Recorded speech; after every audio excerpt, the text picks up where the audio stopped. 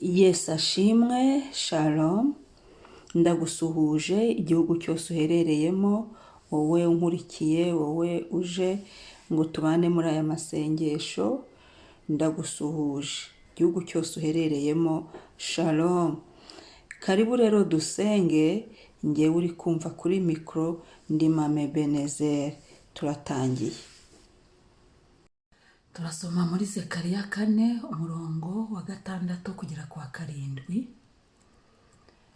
Aransubiza ati, ijambo ry'Uwiteka atumye kuri Zerubabeli ngiri ati, si kubw'amaboko kandi si kubw'imbaraga, ahubwo ni kubw'umwuka wanjye, niko Uwiteka Nyiringabo avuga.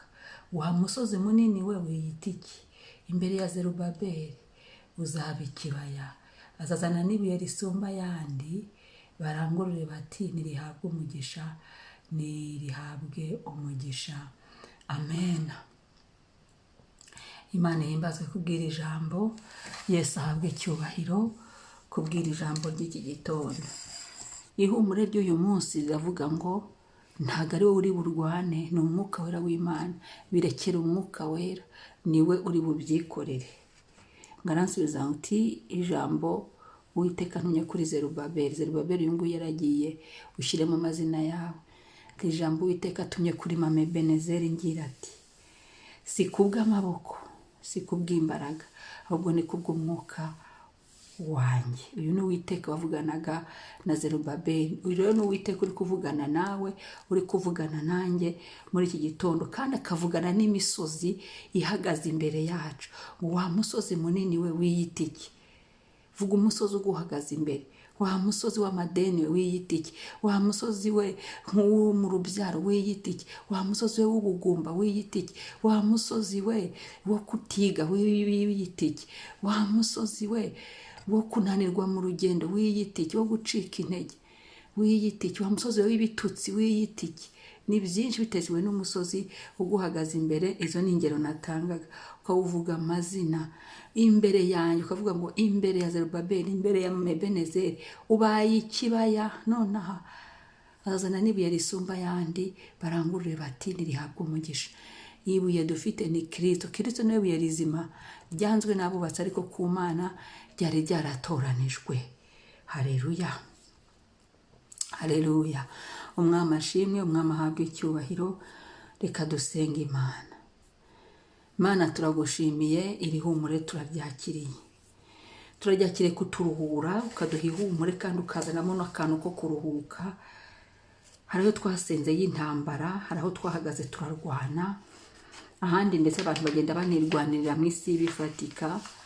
Ariko iki ni igitondo cyiza cy'ihumure, ko wazanye umwuka wera ngo aturwanirire, ko wazanye umwuka wera w'Imana ngo abe ari bubirangiza. Tuguhaye icyubahiro Mwami, shimwa.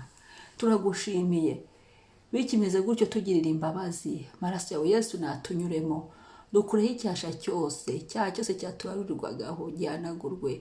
Maraso Yesu atwoza, dutunganye ku kanina gatoya. Utwishimire Mwami, uyu mwanya utwishimire, ntaba ari twe, ahubwo izina ryawe rihabwe icyubahiro. Iri humura uduhaye ry'uko umwuka rero ugiye kuturwanirira, turaryakiriye. Haleluya. Twakire kurwanirwa n'umwuka wera, twakire kwikorera kwawe. Wowe ikorere Mwami.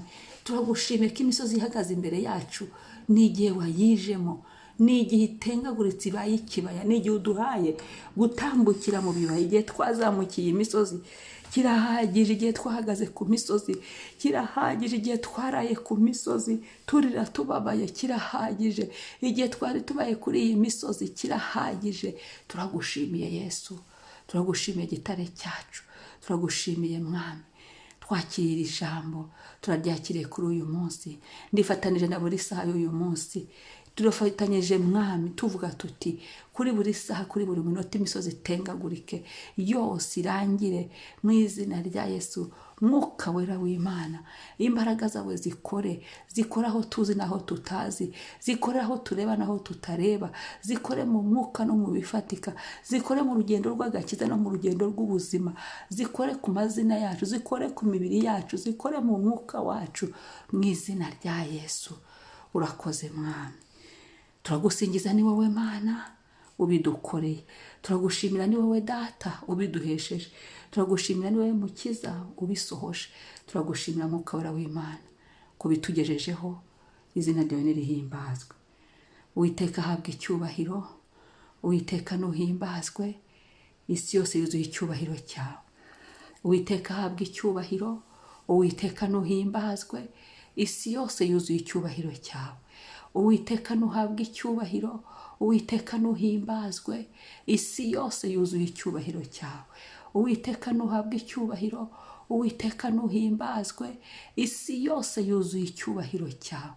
Uwiteka ahabwa icyubahiro bwo kutugirira neza, ukaritagura iyi misozi, kandi isi yose yuzuye icyubahiro cyawe.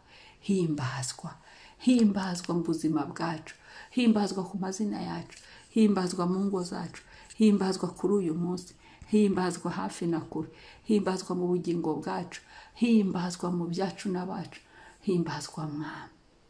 Urakoze kutugirira neza. Twakire kukuruhuka kuri muri iri sezerano rupo, turabyakiriye. Amaboko yacu akaruhuka aho twari twararwaniye, ukaba uturuhuye Mwami, ukaba ubyirangirije. Ushimwe. Twakiriye ihumure. Haleluya. Rifatane n'amaboko yacu, rifatane n'intambwe zacu, rifatane n'amaso yacu, rifatane n'umwuka wacu, mu izina rya Yesu n'amazina yacu. Amen, amen. Shalom, umunsi mwiza, icyumweru cyiza.